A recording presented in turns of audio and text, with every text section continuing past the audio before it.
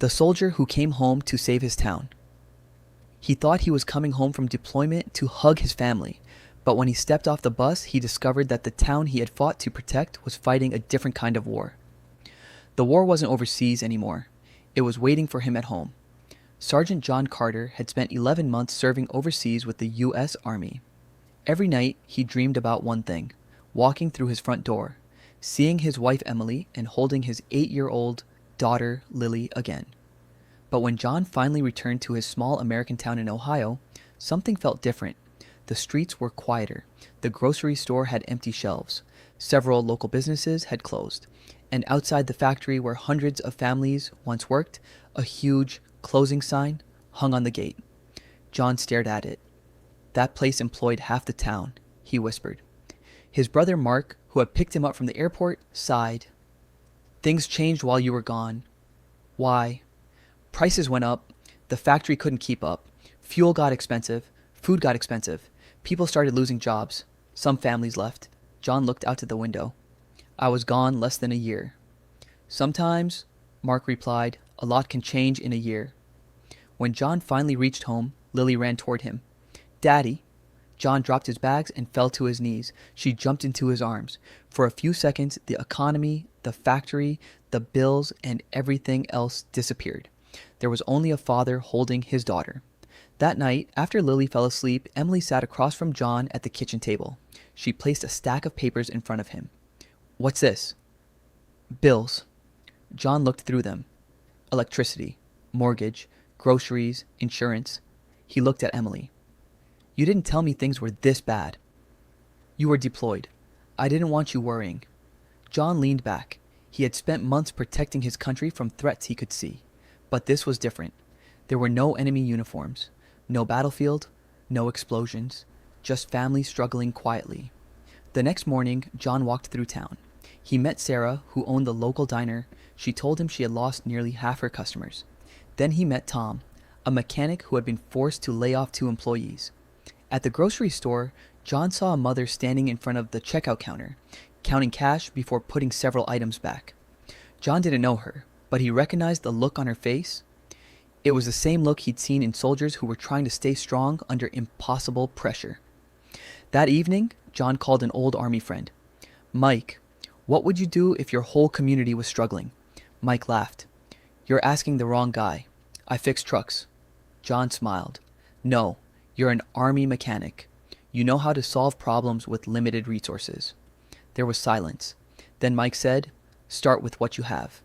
Those words stayed with John. The next day, John called a meeting at the town community center. Only 9 people showed up. The mayor, 3 business owners, 2 teachers, a farmer, a retired factory worker, and John. The mayor looked nervous. We don't have enough money to fix everything. John nodded. We don't need to fix everything. Everyone looked at him. We need to fix one thing at a time. John suggested creating a local emergency employment network. Businesses would share available jobs. Farmers would hire people for seasonal work. Retired workers would teach mechanical and technical skills. Local stores would create discounted community food programs. And veterans would help families navigate federal and state assistance programs. It wasn't glamorous, it wasn't a miracle, but it was a beginning. Within weeks, something unexpected happened. People started helping each other. A retired electrician trained 2 unemployed workers.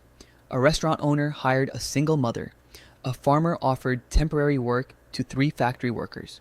A local mechanic started free Saturday classes for teenagers. And John discovered something he had forgotten while serving overseas. You don't always need a weapon to defend your country. Sometimes you defend it by helping the person standing next to you. Months passed. The town wasn't rich. The factory didn't magically reopen. Prices didn't suddenly fall. But unemployment began to decrease. Families stopped leaving. The diner became busy again, and the community center was full every weekend. One evening, John stood outside the old factory. Lily was holding his hand. Daddy? Yeah?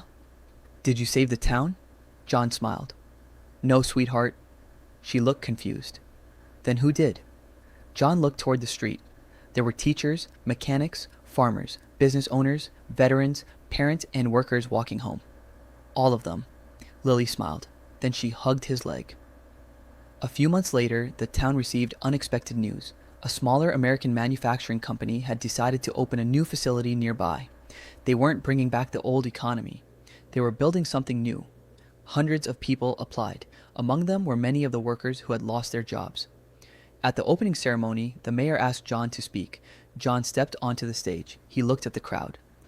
"I've served overseas," he said, "and I learned something important." Everyone became quiet. "America isn't strong because we never face problems." He paused. "America is strong because when problems come, ordinary people refuse to abandon each other." The crowd applauded. John looked at Lily sitting beside Emily. Then he said, "I came home thinking I was returning from a battlefield." He smiled. "But I realized something. This was never about choosing between military strength and economic strength. They depend on the same thing: people, families, communities, and the courage to stand together when times get hard." The crowd stood. John stepped away from the microphone. Emily hugged him. Lily ran into his arms, and for the first time since coming home, John finally felt that his mission was complete. He had spent 11 months serving America overseas, but sometimes serving your country means something much closer to home. Sometimes it means helping your neighbor keep the lights on, helping a worker find a job, helping a business stay open, helping a family stay together. Because America isn't just a place protected by soldiers. America is a place protected every day by ordinary people who refuse to give up on one another. And that night, as the American flag moved gently in the wind above the town hall, John looked at his daughter and realized something.